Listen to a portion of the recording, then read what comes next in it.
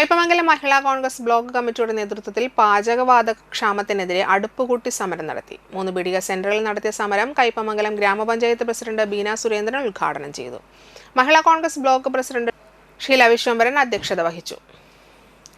DCC general secretary CC Baburaj മുഖ്യപ്രഭാഷണം നടത്തി.